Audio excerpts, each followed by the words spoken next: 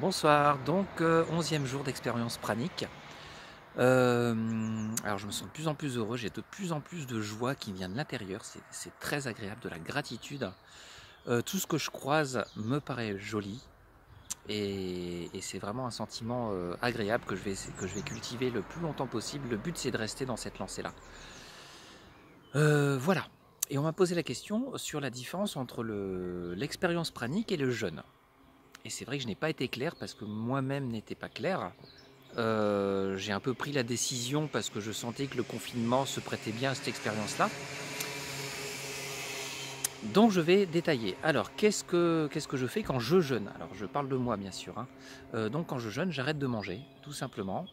Je bois que de l'eau, idéalement. Alors en général, comme je travaille, je m'autorise, souvent c'est 1, 2 verres de jus de fruits dans la journée, ce qui me permet d'avoir une sensation d'énergie. Je ne sais pas si ces verres sont indispensables, par contre j'ai cette impression de satiété qui dure quelque temps. Je fais des siestes aussi pendant les midis, au lieu de manger, et ça me permet d'avoir une vie normale. Donc on perd pas mal de poids quand même. Au bout de 3 semaines, je perds à peu près 8 kilos. Et tous les jours, on perd un peu de poids. Bon, ce n'est pas linéaire, hein, mais ça arrive de rien perdre et le lendemain, on peut perdre 1 kilo. Voilà, il y a un bienfait évident, hein. Après, à la fin du jeûne, j'ai l'impression d'avoir fait la vidange de mon corps, comme si j'avais fait la vidange de ma voiture. Je cours plus vite et mes performances sont de meilleure qualité. Le but, c'est le nettoyage corporel et aussi énergétique, émotionnel, parce qu'il y a beaucoup de choses qui partent dans les rêves, hein, par exemple. Alors, le pranique, 11e jour, voilà ce que je peux vous en dire. C'est différent. Alors, on a le droit de boire ce qu'on veut comme liquide. Dans l'expérience Nyarana, hein, que je suis, parce qu'il y a des expériences beaucoup plus strictes, notamment dans lesquelles on ne boit pas pendant 7 jours. C'est étonnant, mais bon, j'ai rencontré des gens qui avaient fait ça. Donc on a le droit à ce qu'on veut comme liquide. Donc il y a des gens qui prennent des smoothies, il y a des gens qui prennent des jus, des soupes très claires. Donc a priori ça paraît beaucoup moins strict. Je souris parce que vous allez voir la suite. Et il y a 2 jours, donc il y a le 3e jour et le 11e jour pour lesquels on a le droit de s'alimenter de nourriture solide. Il n'y a pas vraiment d'interdiction. Et là, c'est une autre paire de manches, parce que quand on jeûne, on sait qu'on jeûne. Il y a un jour de début, jour de fin. Ça veut dire que s'il y a une fin, une fringale qui se déclare, il suffit de dire non, on se calme, on a prévu de pas manger, donc on ne mange pas. Donc c'est oui ou non, c'est binaire. Là, quand on mange, c'est différent, parce qu'on est dans la négociation.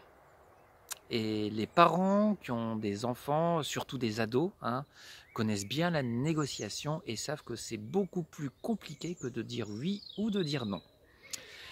Alors on est soumis aux attitudes que beaucoup connaissent, hein. Par exemple, j'ai envie d'un petit morceau de chocolat, je me dis, bon allez, un petit morceau. Je me mange un petit morceau, tout d'un coup, j'arrive dans un moment d'inconscience. Et 2 minutes après, je me réveille et je m'aperçois que la plaque de chocolat a complètement disparu. Et je me dis, mais qu'est-ce qui s'est passé? Je suis arrivé dans un phénomène d'inconscience, de compulsion.